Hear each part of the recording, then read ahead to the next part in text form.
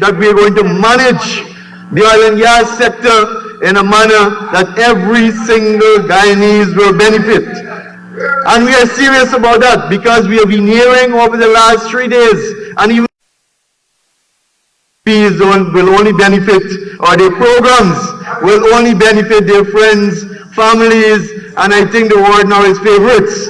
But Mr. Speaker, I would like to add another one to that.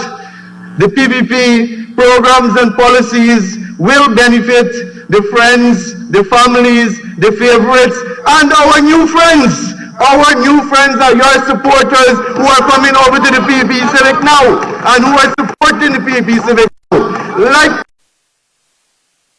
people in Linden, like the people in Barbies who are supporting us now, they are our new friends and they will benefit from Budget 2023 like every other Guyanese, like every other Guyanese. So Mr. Speaker, if they're saying that our friends is the 9,000 discipline services who benefit from the salary adjustment, yes, they're our friends. Mr. Speaker, if they're saying that the 5,000 health workers who will benefit from the adjustment in salary are friends, yes, they're our friends. Mr. Speaker, if they say that the public servants who benefit from an 88% increase in salary retroactive in 2022 are friends, they are our friends. And they are benefiting further from an increase in the threshold to 85%, they are our friends, Mr. Speaker. If returning the 1 month tax-free bonus to the discipline service make them our friends, they are our friends, Mr. Speaker. If we took off tax on fuel, one of the few countries in this world, and Mr. Speaker, I did a simple Google this morning to check the price of fuel in New York City, one of the greatest cities in the world. It is almost the same price as Guyana. Almost the same price of Guyana. Mr. Speaker, we took off all taxes on fuel so that the loggers can benefit, so that the miners can benefit, so that the farmers can benefit, so that the commuters can benefit, and those are all our friends, Mr. Speaker. Mr. Speaker, 214,000 school children will benefit from an increase in the cash grant in 2023. $40,000 including the uniform allowance. And those students and their parents are our friends. They are our friends, Mr. Speaker. Part-time jobs, Mr. Speaker, and a lot has been said about part-time jobs. And I just want to speak briefly on part-time jobs because over 10,000 Guyanese are benefiting from the part-time jobs today, and they are our friends too. And Mr. Speaker, we have heard so much about the part-time jobs from the opposition, but what was your alternative in government? What did you do for the people when you were in government? Imagine we have employed over 10,000 people who are unemployed, mostly women. Mostly women. What did you do for them? Nothing. Nothing. But you come here and you talk about $40,000. $40,000 is better than nothing. We are doing that. And the part-time job was never meant to keep these people in part-time forever. It is a transition. It is a springboard. It is a stepping stone for them to at least get something now until they move on, until they get a gold scholarship and elevate themselves and acquire a better job, until they can find a job in the oil and gas sector after they are trained at the Port Morant Oil and Gas Institute. So this is just a springboard, Mr. Speaker. It is just a springboard. And to help with the increase in cost of living, I will speak on that a little later, Mr. Speaker. Mr. Speaker, let me just give you a quick breakdown. Because there have been a lot said that all the part-time jobs is only the PPP supporters, is only the friends and cronies are getting it. And I decided that I'm going to look at one region alone in the interest of time, my time. Thank you. And I choose Region 6 because Mr. Ramjatan, the Honorable Member, know that Region 6 is a predominantly PPP region. He knows that. He's from there. I'm from there too. He knows that the region is also predominantly Indo-Guyanese too. That is a fact. That is a fact. And I did a quick breakdown, Mr. Speaker. In Region 6, The population ratio of Afro-Guyanese is 21%. The population of Indo-Guyanese is 66% in Region 6. The part-time workers in Region 6 that are currently employed, Afro-Guyanese, 1,719, representing 41%. 41%, Mr. Speaker, 41%. And mind you, the Afro-Guyanese population in Region 6 is 21%.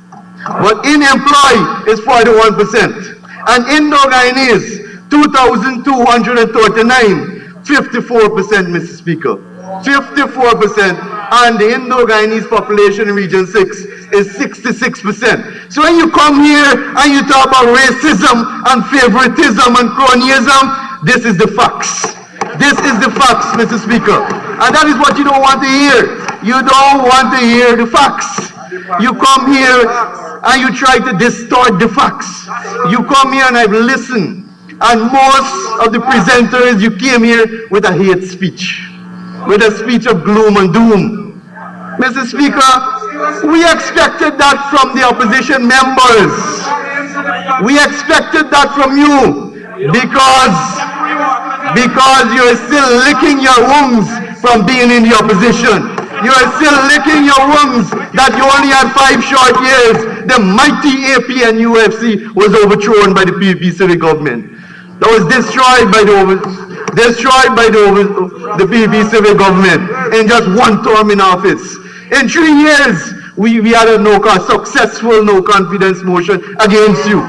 So we expect you to come here with hate speeches. We expect that. We didn't expect you to come all lovey-dovey to us.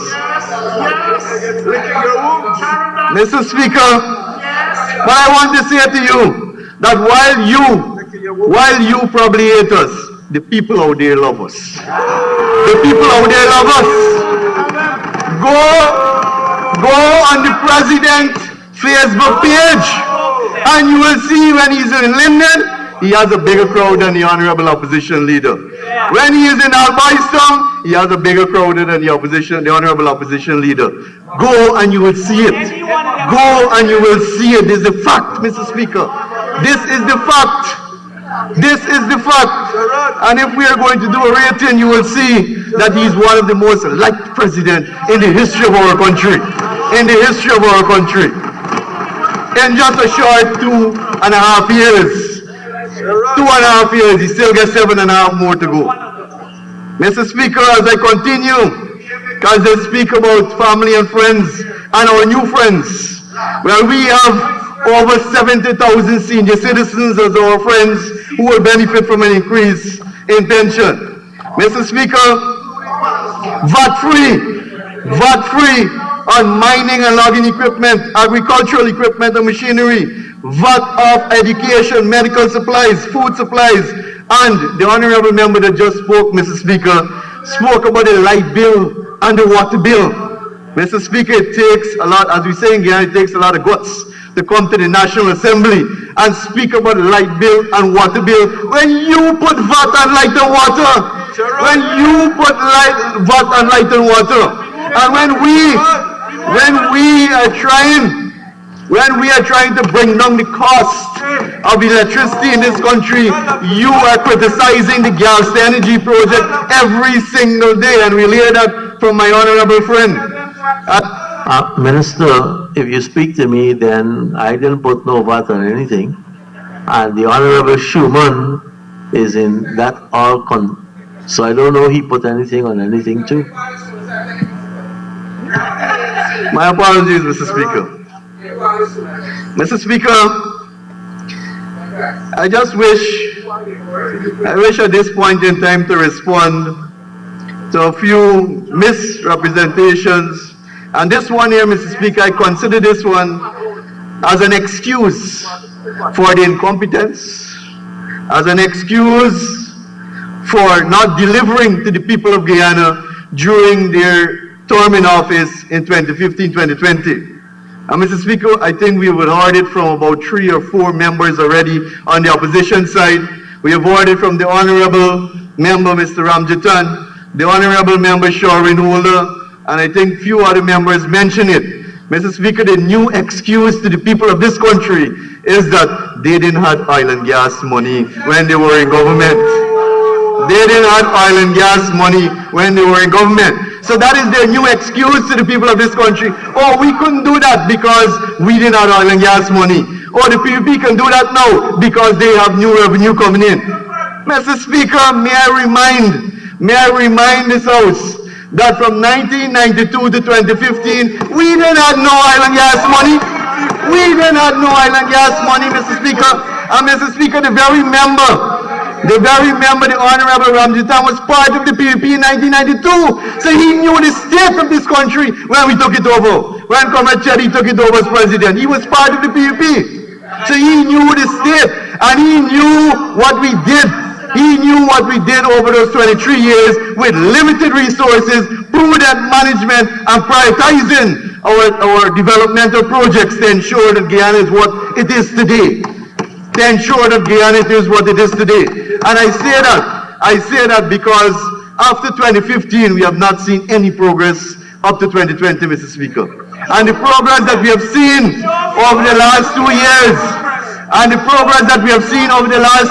Mr. Speaker, the oil money and start spending really yet.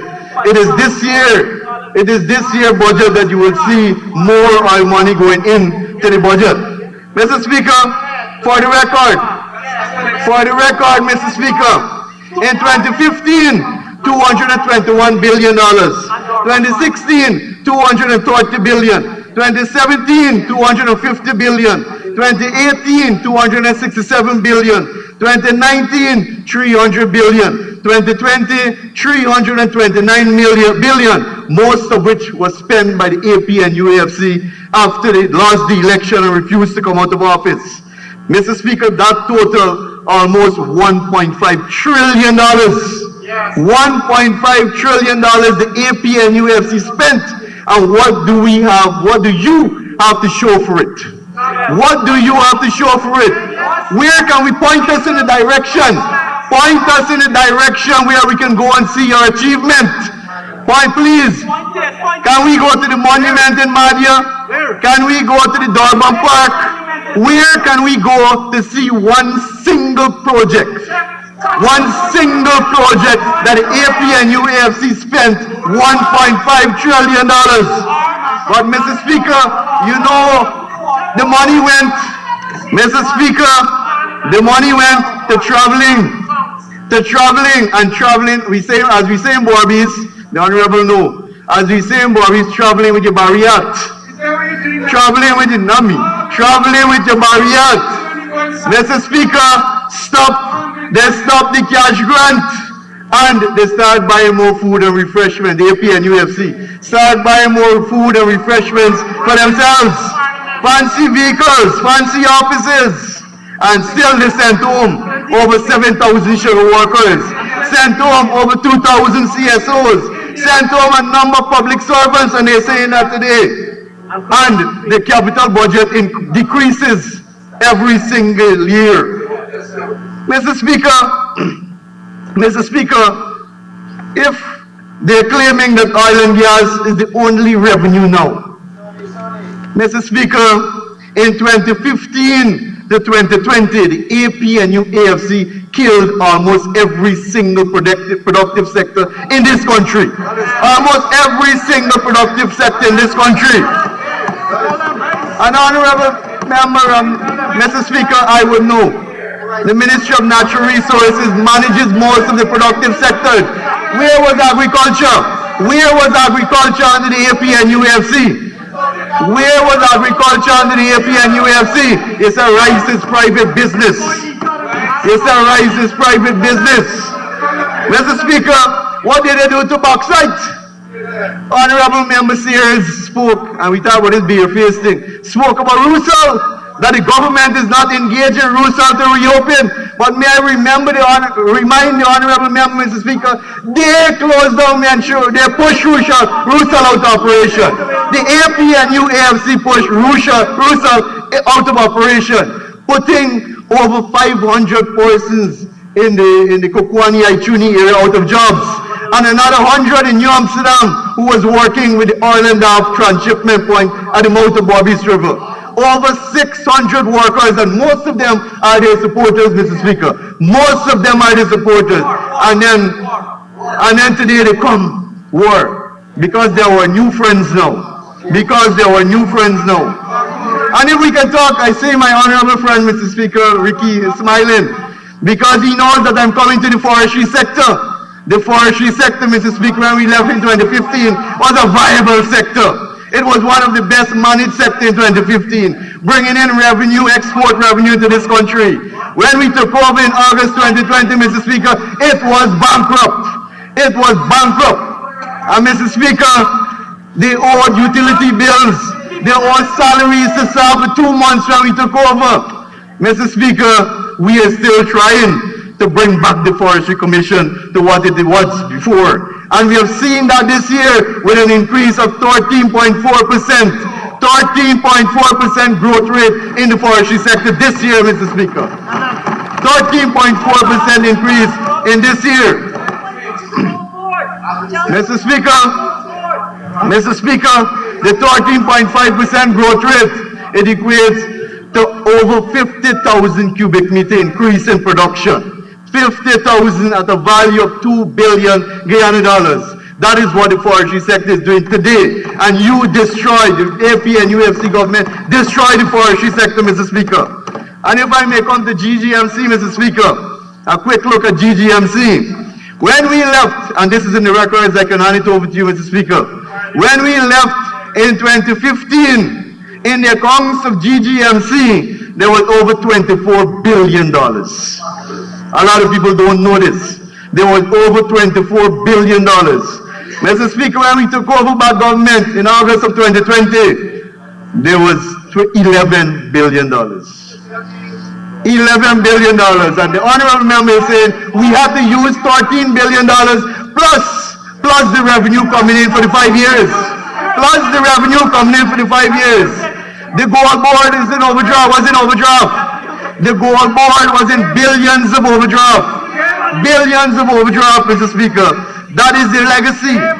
That is their legacy, Mr. Speaker. That is their legacy, Mr. Speaker. And today they come here with the excuse, we did not oil revenue. But if you don't have oil revenue, you have to incentivize the other productive sectors, like we are doing now. You have to grow the other productive sectors. Bauxite increased by 35%, diamonds by 85%, forestry by 34%, aggregates by 12%, sun by 100 and something percent. You have to incentivize and grow the other productive sectors, but what did you do? You did the opposite. And today you come here crying crocodile tears. Crocodile tears. Oh, we didn't have oil and gas money. We didn't have carbon credits money. Mr. Speaker, in the interest of time, I'll move on to another sore point that the opposition keep mentioning over, the AP and UFC keep mentioning over and over, and that is cost of living.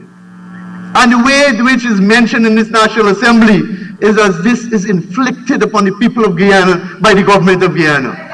Mr. Speaker, there is a global crisis. There is a global crisis.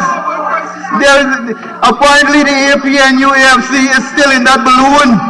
The AP and UFC is still locked in the balloon that they don't know what is happening outside of them. Mr. Speaker, we are witnessing a severe shortages of basic commodities around the world. We are happy. We should be happy, as a matter of fact, that we still have in Guyana. When many countries there are severe shortages, we are seeing the economic impact of COVID now, and the war did not help. The war did not help.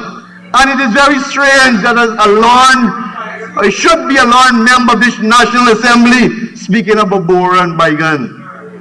Mr. Speaker, what the farmers them got? They got to get fertilizer, Mr. Speaker. Where the fertilizer come from, Honorable Mr. Speaker? It come from gas. They got to use fuel for drive it to the market. The war carry up oil and gas price. We know that. The fishermen that use fuel to go out in the sea to catch the fishes. So, oh man, how can you come to the assembly and ask for Baigan and Bora, for catfish and for us? Mr. Speaker, this is the exact attitude why the people of this country has condemned the AP and UFC into the opposition, and they will stay there for a long time because apparently they hasn't been reformed, or apparently they're still stuck in the balloon, the cocoon. Mr. Speaker, and they criticize the part-time job is a way of cushioning it. They criticize the cash grants that we give. That is a form of cushioning it. When many countries cannot do that, we are doing it in a small developing country. Cash grant to children, the pensioners, the children with disabilities, the sugar workers, the fishermen, the farmers, flood relief for household, COVID cash grant, hinterland grants. We did that to cushion the cost of living, Mr. Speaker. When many countries couldn't do it, we did it. When many countries couldn't afford to remove tax of fuel, we did it in this country. For our people, for every single Guyanese, our friends, our families, our favorites, and our new friends, which is all of Guyana, And Mr. Speaker, we heard about reckless spending on capital projects and illegal transactions. Mr. Speaker, let them point us to one capital project that they did in their 5 years after spending $1.5 trillion Guyana dollars. Let them point us to one. Durban Park, we can go to Durban Park and see the state of Durban Park. And then today they talk about reckless spending. You continue projects from us. They talk about reckless spending on capital project. Mr. Speaker, how can you tell the people who have to commute the Demerara Harbour Bridge every single day, spending over 1 hour, that spending money on a new Demerara Harbour Bridge is reckless? Mr. Speaker, how can you say to the Northwest residents that bringing a new ferry is reckless? How can you say to the Region 3 people that a new highway in Region 3 is reckless? How can you say to the people on the East Bank that the new East Bank, the 2 new highways on the East Bank is reckless spending? How can you say to the people of this country when they travel through that airport now that was reckless spending? Mr. Speaker, how can you say to the people of this country that building 5 new hospitals is reckless spending? Building a specialty hospital for children and mother is reckless spending? Mr. Speaker, how can you say to the people of Borbies building a highway or improving the highway from New Amsterdam to Molson Creek is reckless spending? How can you say to the people in Linden that recapping and expanding the Linden-Suzaik Highway is reckless spending? How can you say to our people in Region 9 that building the Linden to Mugura Highway is reckless spending? How can you say to the people in Guyana that building a refinery in Guyana is reckless spending? How can you say to the people in Guyana that the NGL plant that we will bring, that bill that will bring down the cost of cooking gas is reckless spending, Mr. Speaker? The only reckless thing that we have here is the opposition, the AP and UFC, Mr. Speaker. That is the only recklessness that we have here in this country. The AP and UFC with their reckless statements, Mr. Speaker, the Honorable MP, Ms. MacDonald, spoke glowingly about education. Maybe the honorable member should spend a little more time in ensuring that you work with the system to ensure that we improve it. Because educating our young population in this country, it is not a task of the government alone. It is a task of all of us in this National Assembly, because all of us are leaders in this country. Just like how the education process is the parents, the teachers, and the students, we have a responsibility to the children of this country. We, all of us here. So when you come here and you hold senior position and you criticize the education system, in reality you're criticizing yourself too. You're criticizing yourself too. And Mr. Speaker, two misrepresentation was mentioned by the honorable member with regards to the Minister of Education. One, the Minister of Education went to New Amsterdam and tell teachers that if they don't accept the salary, they can leave the job. Mr. Speaker, I'll hand it over to you from Kaichor News. Kaichor News offer an apology to the minister for misquoting her, And further, Mr. Speaker, I'll hand it over to you, Mr. Speaker. The deputy head of QC wrote and said that she is no longer pursuing the matter because it was misrepresented as well. And Mr. Speaker, I have those letters that I will lay over to you, Mr. Speaker. Honourable Minister, stay on track and not misrepresenting anything. You have to get an extension to conclude.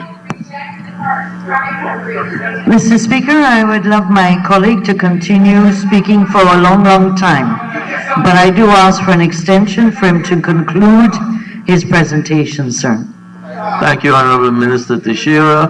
Honourable Minister Vickram Bharrat, you have 5 minutes to conclude your presentation.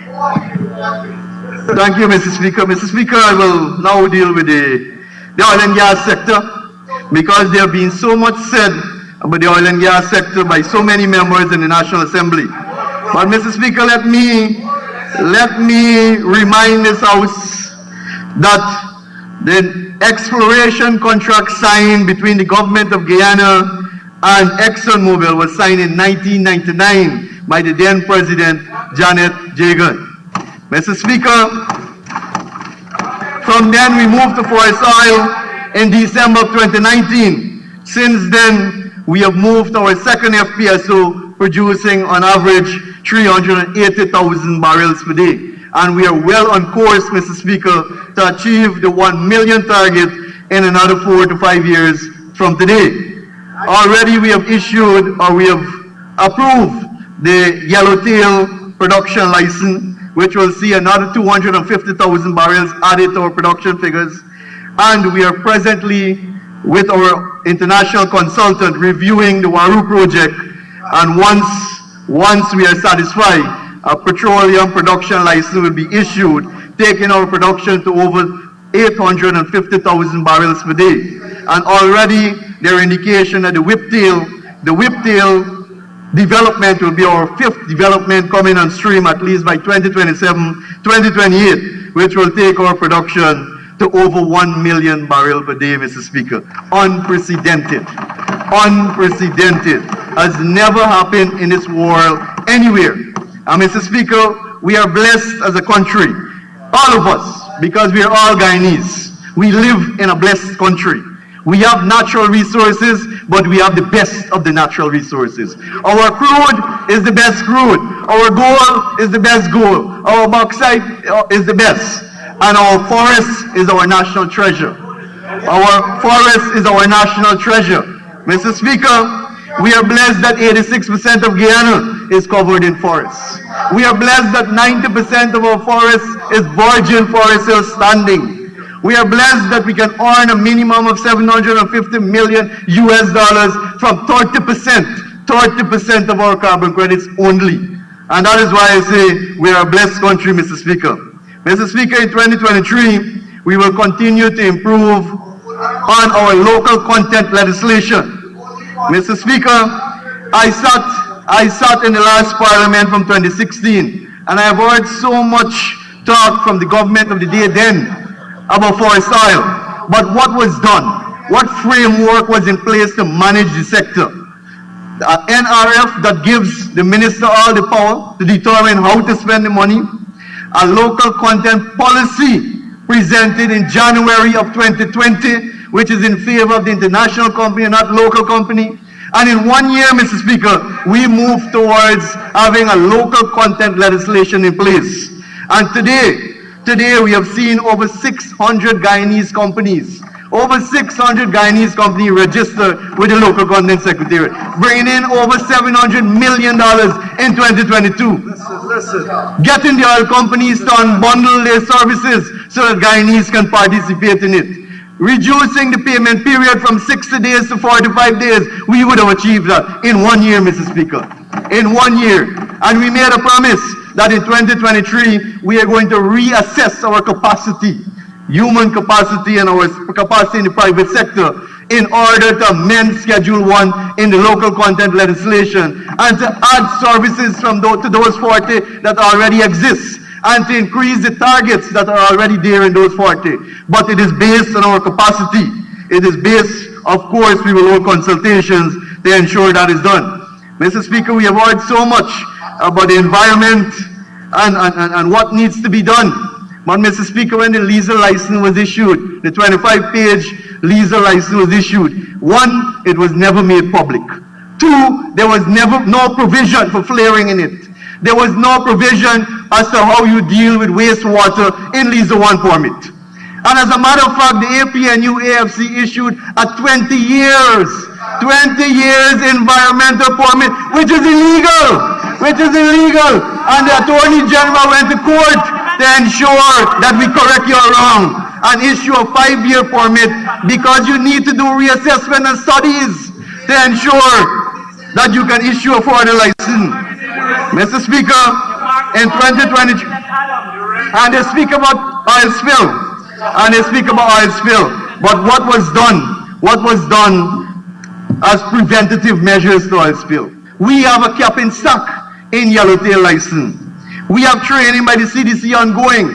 We have real-time monitoring on the FPSO. We have presence of GNBS staff on the FPSO today, Mr. Speaker. And we will continue to work to ensure that we strengthen the oil and gas sector so that there is proper accountability and transparency, and that the monies from the oil and gas sector will be used to ensure that every single Guyanese benefits. Mr. Speaker, in closing, I wish to thank my staff from the Ministry of Natural Resources. Some of them are here, who have worked overtime to ensure that we are at this juncture. And I wish to thank in particular the Minister of Finance, Senior Minister in the Office of President responsibility for Finance, Director of Budget, and the hard-working staff of the Ministry of Finance who work tirelessly to ensure that we craft a comprehensive budget that will benefit every single Guyanese. Thank you, Mr. Speaker.